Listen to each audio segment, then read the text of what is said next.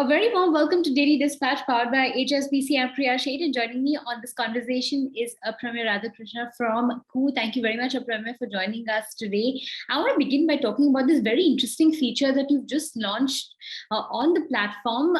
It involves an identification mark and making people more, identifiable and responsible for the kind of communication that they put out on social media. So tell us a little bit about what the thought process was behind launching this feature and how it's going to really help improve the kind of quality of content out there. Yeah, thanks a lot, Priya. So, at Koo, we're always figuring out ways to build the future of social media, right? So one part of that, from whatever feedback that we've gotten from various users, is the fact that, in existing social media, there is no way to find out who's real, who's not, whose statements you have to take seriously, who are just trolling, all of those things are existing problems of social media, right? Brings down a lot of the positivity and, that social media brings into our world otherwise. So, our effort is to, keep going in the direction of bringing transparency, consistency, and reality into social media.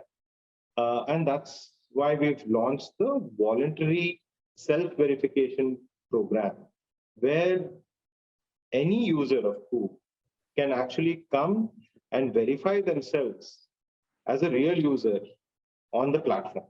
And when they verify themselves as a real user, a small little green tick will be placed against their name on the platform, on the Koo platform. Now, what happens with that green tick? Because the person has said that they're a real person, if they comment on somebody or if they post some view or thought of their own, people will be able to give a lot more weightage to what a real person is saying rather than a person who's not coming out and saying that they're real, right? So it's totally voluntary. If people want to, say that they're a real person, they can go and do it. Otherwise, Koo is, is operating for everybody. Everybody can download, even without verifying, they can still use it. Absolutely. Apramya, I also want to understand, what's the way forward? This is a very interesting feature that you've integrated on the platform. What more can we expect in terms of new rollouts that are in the pipeline?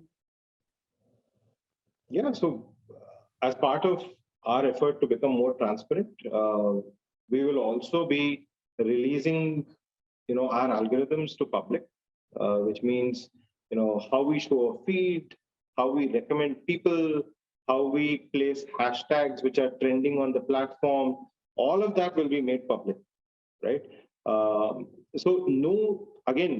this also no social media platform has ever done before, right? So giving the ability to people to self-verify themselves as real people voluntarily, as well as, opening up our entire algorithms to the public. Both of these things are the first time on social media. None of the social media across the world have ever done it. Very happy to be, actually doing it as an Indian social media platform for them. That's really interesting, Apramya. And, this may also encourage more people to want to join the platform because of the kind of transparency that you offer on it. So tell us, in terms of projections, what do you expect in terms of the traction and the acceptance? Do you expect users to exponentially grow on the platform? Yeah, absolutely. So the more real you are, so if you invite people to a room full of masked people versus invite people to a room full of people where you can introduce yourselves and explore what are your common interests, real common interests, and make communities out of it, people will always prefer a real community. This is our effort to make Koo more real than anywhere else. And of course, you were right. This will encourage more and more people to join the platform, because this is a clear value proposition against every other social media across the world. So yeah, we're expecting millions of people to join. Not just for enabling freedom of speech for everybody in all languages in India, but also the fact that we're keeping the network very real. So 30 million from now, what is the number going to look like going forward? Yeah, I think all our efforts is to accelerate to 100 million downloads as soon as possible. All these efforts of being transparent, new product features, enabling people to talk easier with local language. All of these efforts are, towards that direction. Hopefully, we should get there very soon. Right. What about global presence? Any plans to go overseas, increase the kind of users out there? Global presence is something that we're not prioritizing right now. We have a test market in Nigeria where we are experimenting and learning how to adapt to a foreign country, where we would still want to build on their ethos, their culture, their languages. So we're learning a lot from Nigeria, and as soon as international expansion playbook is built out there in Nigeria, we'll go to other countries as well.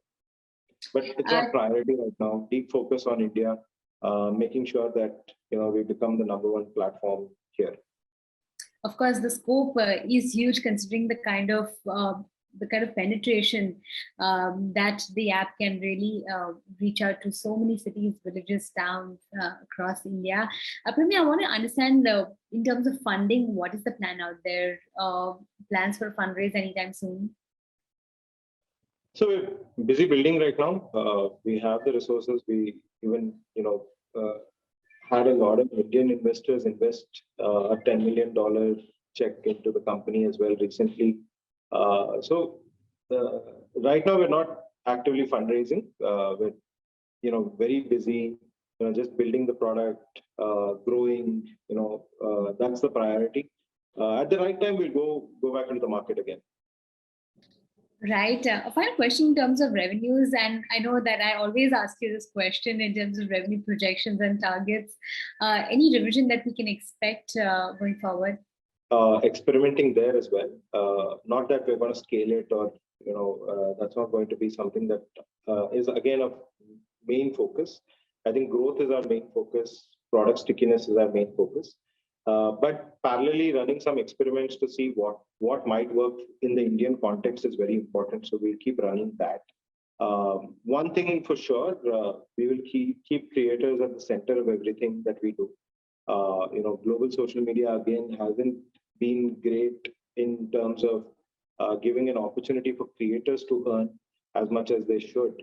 So I think that's also an angle which is up for disruption, just like localization and policies that we kind of adhere to Indian policies a lot better than global giants. I think creator monetization is the third pillar that we see that we can definitely take advantage of. Absolutely, Premi. Thank you very much for joining us today, and we wish you all the very best with the new rollout of the feature and many more to come. Thanks so much for your time.